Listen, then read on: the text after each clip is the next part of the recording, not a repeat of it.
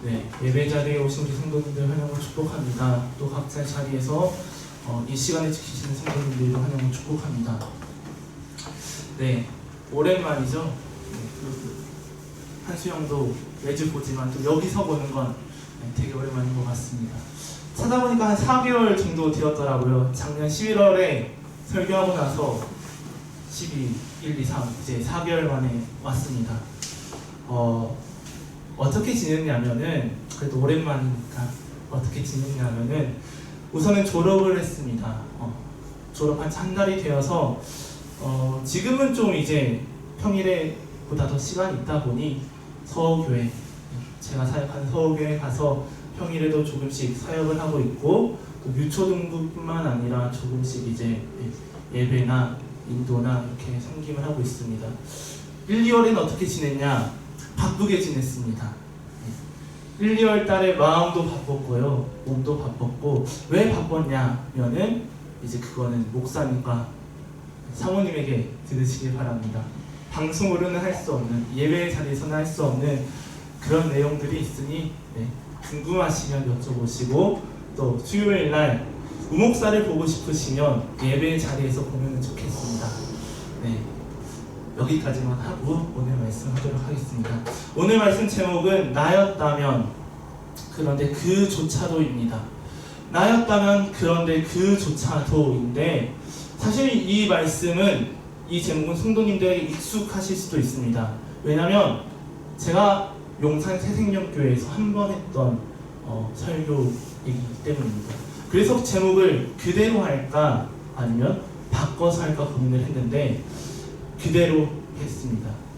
왜냐면 그 말씀을 가지고 묵상해온 시간이 있는데, 또 그때와는 다르게 새롭게 주신 마음과 또 그 감동이 있었기 때문에 그것을 온전히 나누고 싶어서 예전에 했던 제목 그대로, 나였다면 그런데 그조차도라는 제목을 가지고 왔습니다. 만약 성도님들이 한 번쯤 들어봤다 하신 거라면 설교를 잘 들으셨던 겁니다.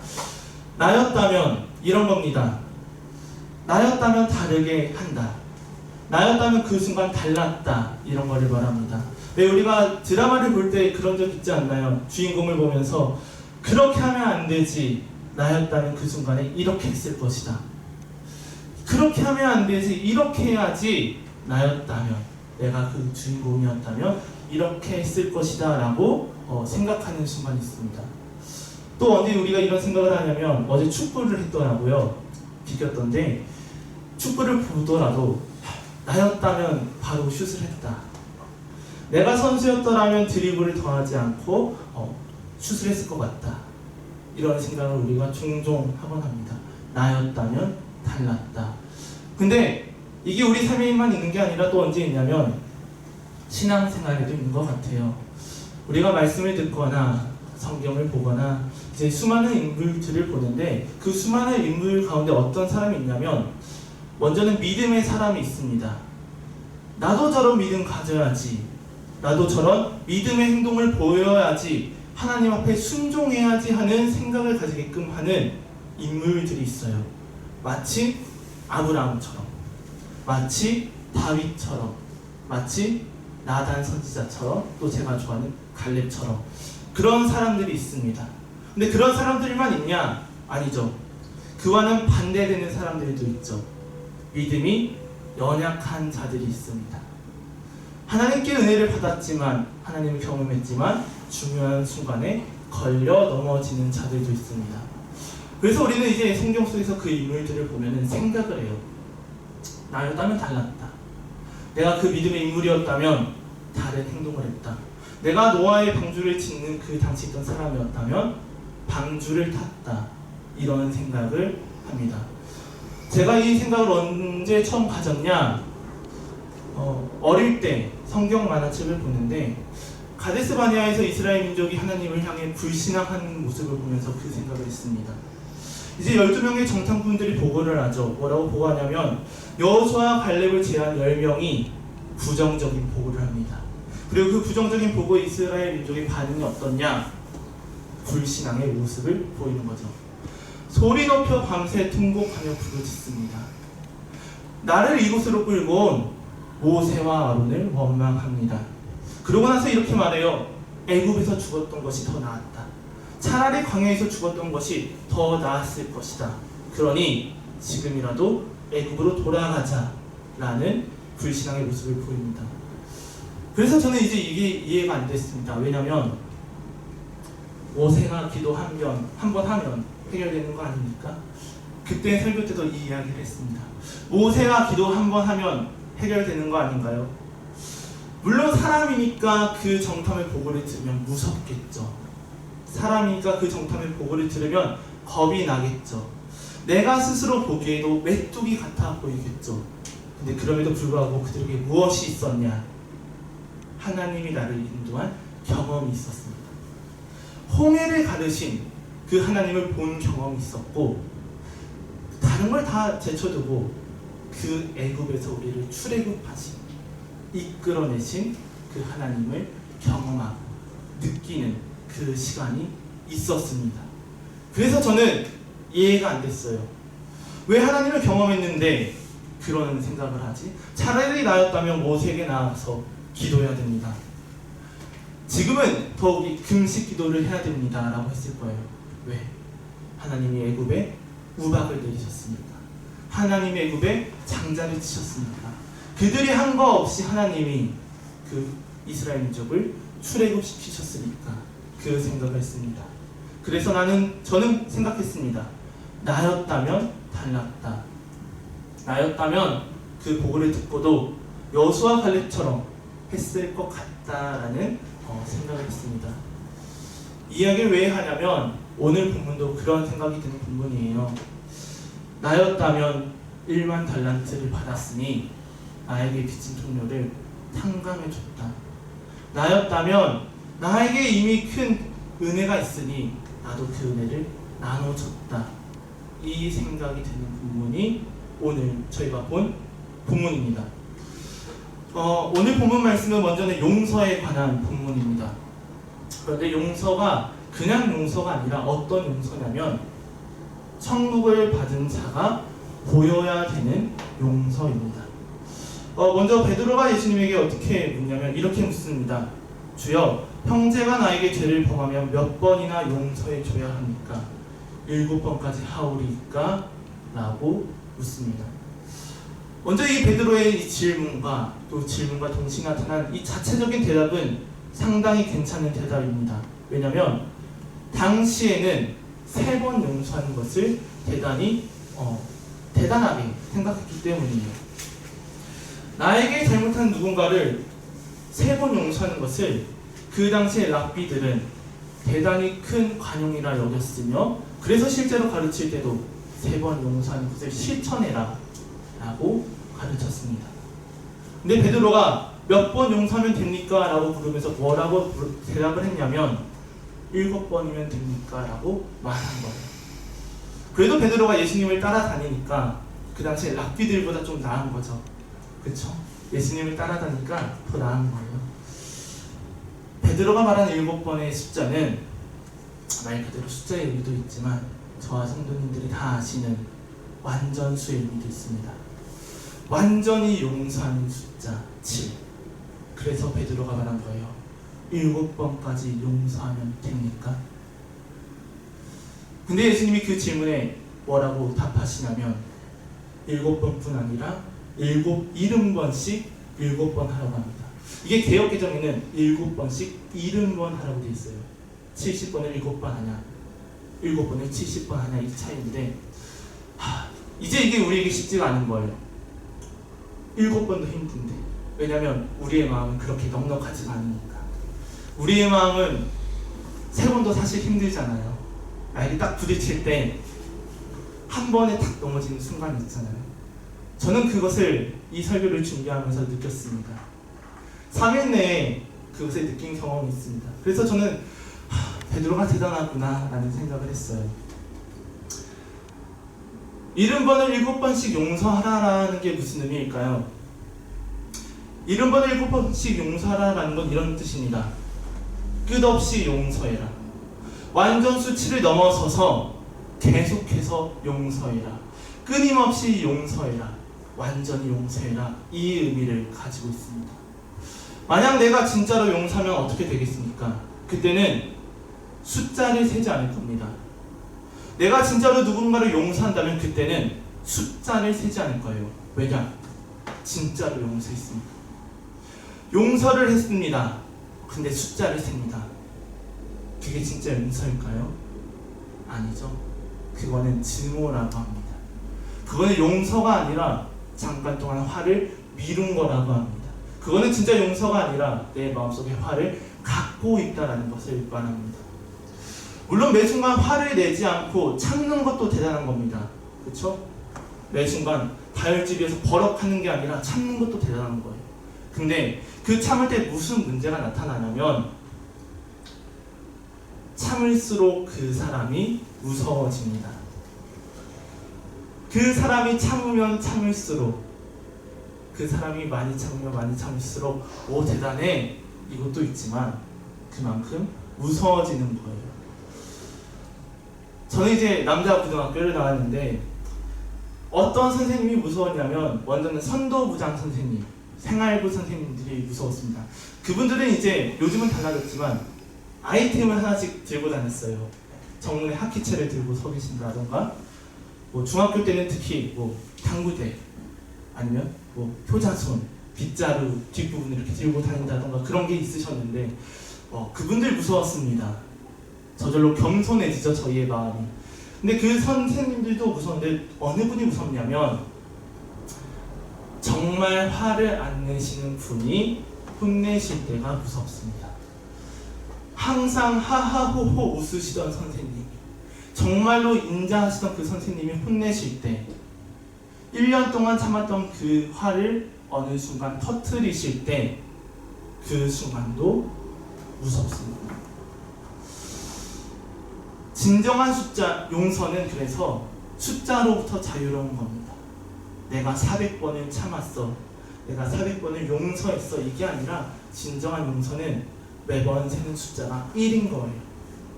용서하고 숫자 사라지고, 용서하고 숫자 1이 또 사라지고, 이게 진정한 용서, 70번을 7번 세는 예수님이 말한 용서입니다. 근데 이 예수님이 용서에 대해서 말씀하시는데 우리가 왜 그렇게까지 용서를 해야 되느냐를 뭐라고 설명하시냐면 저희가 본 1만 달란트 빚진 자, 1만 달란트 탕감 받은 자를 통해서 이제 말씀하십니다. 1만 달란트 얼마냐면 한 사람이 하루에 버는 일당을 얼마로 하느냐에 따라서 달라지지만 그 일당을 10만 원으로 했을 때 1만 달란트는 약 6조라는 큰 돈입니다. 네, 6조라는 큰 돈을 저는 이제 올해 두 번째 말했습니다. 설교 준비하면서 또 지금 이렇게 하면서 6조라는 큰 돈은 평상시에 말할 일이 없을 만큼 큰 돈이에요.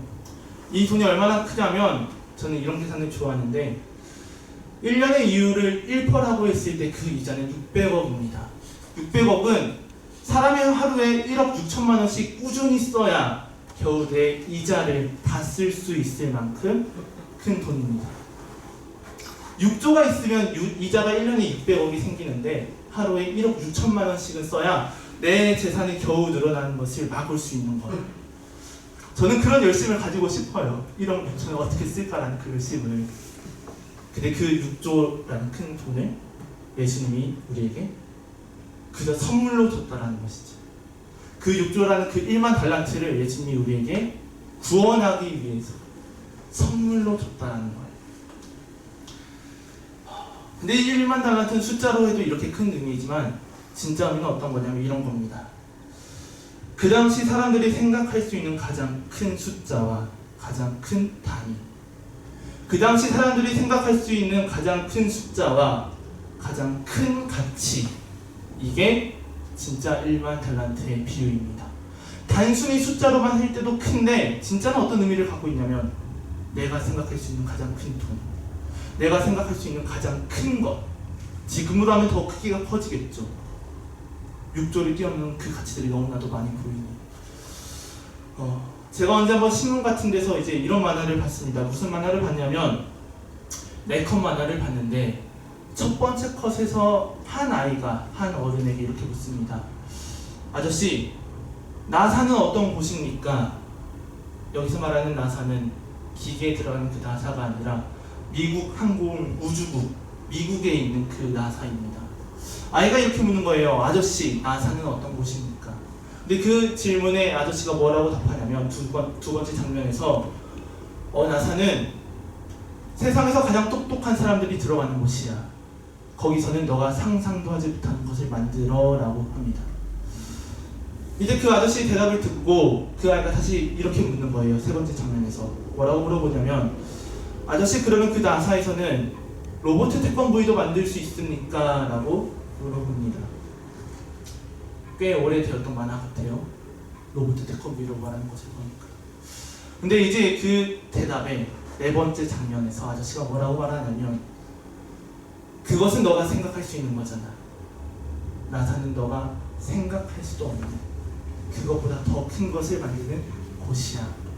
나사는 너가 생각하는 것보다 더 큰 곳이야 라고 말하면서 그 만화가 끝납니다. 나사를 설명하고 싶지만 아이에게 가장 큰 것이 로봇 태권브이니 그 큰 나사를 온전히 설명할 수가 없는 것. 나사는 생각보다 더 큰 곳이지만 우리의 생각보다 상상도 할 수 없을 만큼 너무나 큰 곳이지만 그 아이의 실력이 너무나도 작으니 아저씨는 나사를 설명할 수 없는 겁니다. 1만 달란트가 우리에게 그런 겁니다. 실력 작은 우리가 생각할 수 있는 가장 큰 것, 그 당시 사람들이 생각할 수 있는 가장 큰 숫자와 큰 단위 1만 달란트. 그래서 예수님이 말씀하시는 거예요. 내가 천국을 설명한다고 해도 너희가 알 수 있겠니? 그러니 너희 식으로 설명해 줄게. 너희가 생각할 수 있는 가장 큰 가치, 너희가 생각할 수 있는 가장 큰 숫자, 그것보다 더 큰 것이 천국인 것이야. 근데 그 천국이 어떻게 되었냐면 너희는 아무런 조건 없이 받았어. 아무런 이유 없이 받았어. 그저 내가 불쌍히 여김으로 받았어 라고 예수님이 말씀합니다. 이게 1만 달란트의 진짜 의미예요. 나는 천국을 상상할 수도 없지만 실력이 없어서 생각조차 할 수도 없지만 그런 우리에게 최대한 설명해 줄 수 있는 것, 우리에게 가장 큰 1만 달란트, 이게 진짜 의미입니다. 근데 그 1만 달란트를 탕감받은 자가 어떻게 하나요? 탕감받고 나가서 동관 하나를, 동료를 만났는데 그 동료를 향해서 빚을 갚으라고 말합니다. 그 동료가 빚진 금액은 100데나리온, 약 1000만 원 정도입니다. 1만 달란트라는 그 돈에 비해서 너무나도 초라한 돈이죠. 근데 그 동관이 뭐라고 말하냐면 조금만 기다려 달라고 말하는데 그 말을 듣고도 어떻게 하냐? 감옥에 쳐넣습니다. 그가 간구함에도, 엎드려 간구함에도 불구하고 그를 감옥에 넣어버리는 거예요. 탕감받았음에도 불구하고 감옥에 넣는 것이죠. 우리가 왜 용서를 해야 될까요? 천국을 받은 우리가 왜 용서를 해야 될까요? 용서하는 게 마땅하기 때문에 용서해야 됩니다. 용서는 선택이 아니라 마땅한 거기 때문에 용서해야 하는 거예요. 그래서 주인이 말합니다. 32절부터 이에 주인이 저를 불러다가 말하되 악한 종아, 내가 빌기에 내가 내 빚 전부를 탕감하여 주었거늘 내가 너를 불쌍히 여김과 같이 너도 내 동반을 불쌍히 여김이 마땅치 아니하냐. 예수님이 뭐라고 말하냐면 용서하는 게 마땅하다고 말합니다. 내가 용서해 줄게 라고 선택하는 것처럼 보이지만 진짜 그 용서는 어떠냐면, 천국을 선물로 받은 자가 보여야 될 용서는 어떤 거냐면 내가 선택하는 것이 아닌 마땅한 것이다 라는 것을 예수님이 말하는 거예요. 왜요? 먼저는 내가 감당 안 되는 그 빚을 탕감받았으니까. 주님께서 나에게 주신 그 빚이 너무나도 크니까. 나는 주님께 아무런 이유 없이, 조건 없이 그저 불쌍함으로 탕감받았으니까 우리도 마땅히 탕감해야 된다고, 용서해야 된다고 예수님이 말씀하시는 거죠. 그리고 내가 하는 그 용서는 내가 받은 용서에 비해 너무나도 작으니까, 비교도 안 될 만큼 내가 할 용서는 너무나도 작으니까 우리는 마땅히 용서를 해야 되는 겁니다. 사람이 아무리 나를 향해서 짜증나게 하더라도, 사람이 아무리 나를 향해서 못되게 굴더라도 주님의 사랑보다 큰 게 있을까요? 나를 아무리 못되게 굴어도, 나를 아무리 힘들게 굴어도 나를 향한 그 주님의 사랑보다 큰 것이 있겠습니까? 저희가 이렇게 찬양을 했어요. 하늘을 두루마리 삼고 바다를 먹물 삼아도 주님의 그 사랑을 다 쓸 수 없습니다. 주님의 그 사랑보다 더 큰 것은 우리에게 없습니다. 그래서 우리는 그 작은 용서를 마땅히 해야 되는 거예요. 근데 너무나도 감사하게 뭔지 아시나요? 그 마땅한 것을 할 때 우리에게 유익이 있습니다. 어떤 유익이 있을까요? 내가 악해지지 않는다는 유익이 있습니다. 한번 상상해보죠. 만약 내가 용서를 안 하면 어떻게 될까요? 왜 부모님들이 자녀를 향해 그러면 너 알아서 해봐라 이렇게 하잖아요. 만약 우리가 용서를 안 하면 어떻게 될까요? 용서의 반대는 증오인데, 용서의 반대는 죄인데, 용서의 반대는 미움과 화인데, 그렇게 되면 어떻게 될까요? 그 사람은 악해질 겁니다. 그 사람은 악한 마음에 계속해서 끌려나갈 겁니다. 그래서 주인이 말하는 겁니다. 그 용서하지 못한 자를 32절에서 주인이 저를 불러다가 말하되 악한 종아라고 말하는 거예요. 용서하지 않고 그것에 끌려간 자를 뭐라고 말하냐면 악한 종아라고 말하는 겁니다. 용서를 하지 않으면 내가 악해지는 겁니다. 얼마나 악해지는 줄 아시나요? 28절에서 이렇게 말합니다. 말씀이 없습니다. 그 종이 나가서 자기에게 100데나리온 빚진 동료 한 사람을 만나 붙들어 목을 잡고 이르되 빚을 갚으라 합니다. 빚진 동료 한 사람을 만나 붙들어 목을 잡고 말합니다. 여기서 붙들어는 이런 의미가 있습니다. 힘으로 억제하다, 체포하다라는 의미가 있습니다. 그리고 목을 잡다는 이런 의미가 있어요. 숨이 막히게 하다. 그래서 이 둘을 붙이면 어떻게 되냐면 숨이 막히는 것처럼 거의 죽을 정도로 심하게 그의 목을 조르는 겁니다. 다시 한번 해드릴게요. 숨이 막히는 것처럼 죽을 정도로 심하게 내 동료를 엎드려 구하는 그 사람을 조르는 거예요. 용서를 하지 않으면 이렇게 악해지는 겁니다. 내 동료가 100데나리온 빚졌는데, 나는 1만 달란트를 탕감받았는데도 내 동료가 100데나리온 빚졌는데 그것을 용서하지 못하는 거예요. 그 목을 잡는 거예요. 왜냐하면 내가 악해졌으니까. 용서는 마땅한 거지만 또 어떤 유익이 있냐면 악해지지 않는다라는 거예요. 마땅한 것을 할 때 어떤 유익이 있냐면 하나님께 받은 내 마음이 악으로 가지 않는다라는 겁니다.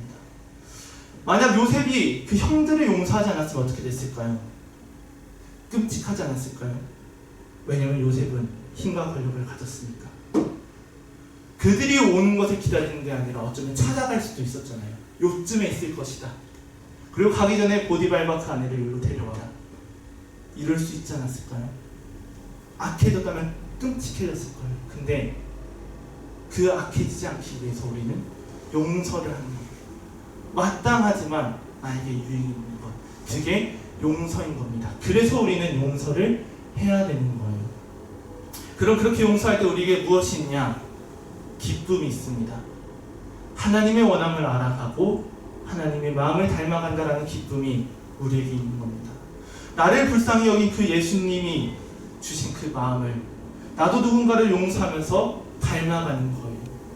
나는 주님을 닮아갈 수 없는데, 나는 주님을 닮아갈 실력이 없는데 누군가를 용서함으로 그 마음을 닮아가는 겁니다. 그래서 우리는 생각합니다. 나였으면 달랐다. 나였으면 내가 1만 달란트를 탕감받았으니 나는 내 동료를 용서해줬다. 마땅한 것이니까, 내가 악해지지 않으니까, 나에게 주님을 닮아가는 기쁨이 있으니까 나였으면, 내가 그 사람이었다면 용서해줬을 거다.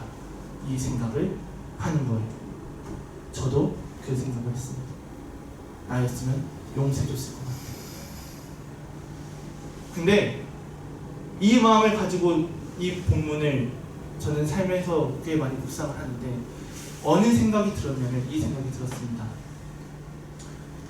나였다면 달랐다라고 말하는 그조차도 어떤 모습을 보였냐? 임금이 나를 부를 때 그에게 나아가는 모습을 보였습니다. 내가 이 사람이었다면 나는 용서했어 라고 말하며 그를 욕하는데 그가 보인 모습이 무엇이냐면 그조차도 주인이 나를 부를 때 주인이 원하는 자리에 있었고 주인을 만났을 때 그저 스쳐 지나가는 것이 아니라 그와 교제함으로 주인에게 은혜를 받았구나, 이 생각이 들었습니다. 나는 그를 욕하지만 나였으면 달랐을 것이라고 말하지만 그가 어떤 모습을 보였냐면 주님이 원하는 그 자리에 나아가는 모습을 보였고 주님이 원하는 그 자리에서 주님을 놓치는 것이 아니라 주님께 은혜를 받는 모습을 보였구나, 주님께 은혜를 받았구나, 주님께 구원을 받았구나, 이 마음이 어느 순간 저에게 다가왔어요. 우리 식으로 해볼까요? 나는 그 사람을 욕하는데 그는 어떤 모습이 있었냐면 예배의 자리에 있었다는 겁니다. 비록 그 마음을 온전히 지키지 못했지만 주님이 원하는 자리에 있었다는 거예요. 그리고 주님이 원하는 자리에서 주님을 만났다라는 겁니다. 이 예배의 자리에서 주님을 만났다라는 거예요. 물론 그가 원해서 간 것이 아닙니다. 탕감받은 자는 주님께 끌려갔습니다. 그런데 끌려가서라도 주님이 원하는 자리에 있는 겁니다. 내가 애쓰고 버텨서 주님께 안 나아가는 것이 아니라 질질 끌려서라도 그 있는 자리가 주님이 원하는 자리로 바뀌었다라는 거예요. 제가 찬양 예배를 종종 가는데 거기에 가면은 너무나도 이쁜 아이들이 있습니다. 어떤 사람들이 이쁘냐면 초등학생, 중학생, 고등학생 아이들이 목요일날 찬양 예배에 올 때의 모습인데 그 아이들이 너무 이쁩니다. 근데 그 아이들을 보면 나뉩니다. 두 부류로. 첫 번째는 어떤 부류냐? 말씀을 사모하는 부류예요.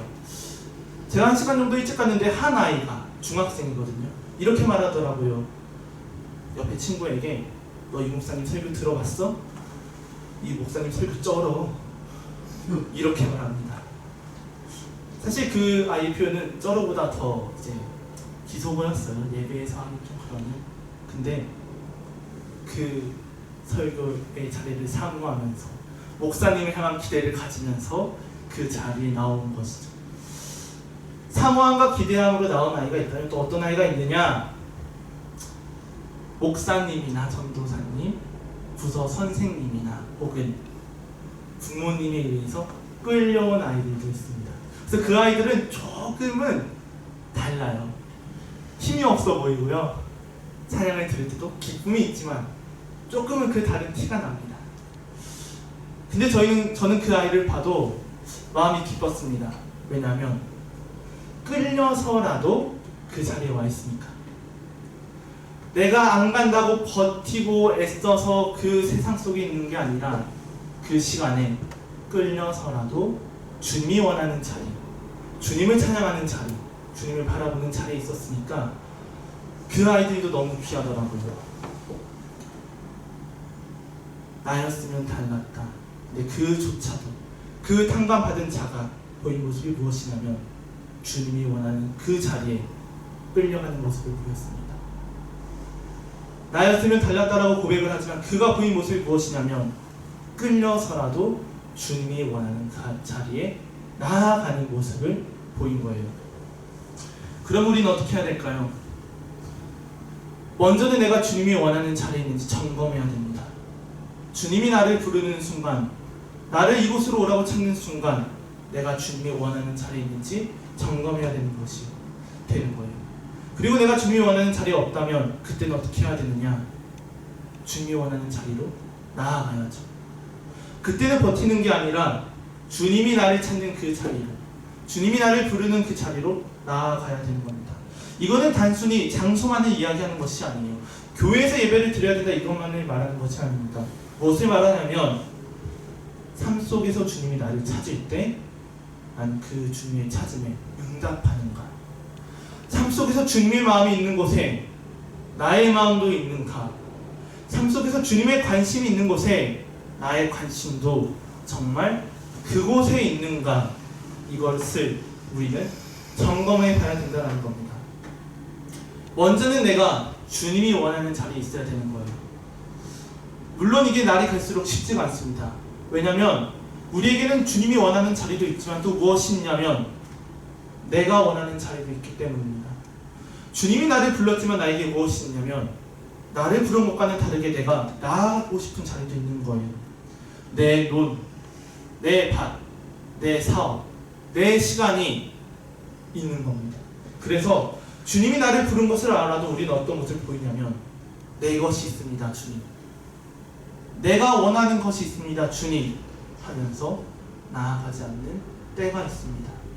마치 혼인잔치에 초대를 받았음에도 불구하고 나아가지 않는 자들처럼 내 것이 있으니까 주님이 나를 불러도 나아가지 않는 거예요. 내 것이 있는 거죠. 근데 더 무서운 게 뭔지 아시나요? 내 것 말고도 하나 더 있습니다. 내 것이 아닌 남의 것도 이제 저의 눈에 들어와요. 내 것 삼고 싶은 남의 것. 주님을 떠나는 그 남의 것인데 나에게 멋져 보입니다. 주님이 없는 그곳인데 나를 유혹합니다. 그것을 우리는 이렇게 말하죠. 세상이다. 세상이 우리에게 있는 거예요. 주님이 없지만 화려해 보이는 삶. 주님이 없지만 한 번쯤 나아가고 싶은 삶. 주님이 원하는 자리에 나아가야 되는데 내 것뿐 아니라 남의 것. 내 것 삼고 싶은 남의 것. 세상이 있는 겁니다. 주님의 마음은 세상이 없는데 세상이 나를 유혹하니 내 마음이 그곳으로 가는 것이죠. 나였으면 달랐을 거야 말한 그조차도 주님이 그 나를 찾을 때 나아갔고 그 자리에서 주님을 만났는데 그렇다면 나는 살아가면서 주님이 나를 부르는 순간 주님께 나아가는 모습이 있나? 먼저는 우리가 이걸 돌아보기 바랍니다. 나는 주님이 원하는 자리에 있는가? 내 마음과 관심은 주님이 원하는 그곳에 있는가? 이것을 우리가 돌아보기를 바라요. 저와 성도님들이 주님이 원하는 곳으로 가는 그 가치가 얼마나 큰지를 알아가길 바랍니다. 주님이 원하는 곳으로 나아가는 게 힘들다면 주님께 끌려가는 그 삶이 얼마나 가치가 있는지 알길 바랍니다. 그 가치를 안다면 끌려가지 않고 나아갈 거예요. 그 가치를 안다면 다른 것이 보여도 주님께 나아갈 거예요. 저와 성도님들이 누군가를 용서하기 전, 나 주님께 받은 그 은혜를 흘려보내기 전 무엇을 하냐면 주님이 원하는 자리에 있길 바랍니다. 그리고 주님이 원하는 자리에 있다면 그 자리에서 주님을 놓치는 것이 아니라 주님을 붙잡아 은혜를 받고 받은 그 은혜를 온전히 흘려보내길 원합니다. 나였다면 달랐다. 그런데 그조차도 주님이 원하는 자리에 있었고 그 자리에서 주님께 은혜를 받았다. 이 사실을 기억하시면서 주님께 나아가시는 성도님들 되시길, 그리고 주님께 은혜 받는 성도님들 되시길, 그리고 받은 그 은혜를 온전히 흘려보내시는 성도님들 되시길 간절히 바라고 축복합니다. 찬송가 138장 찬양하겠습니다.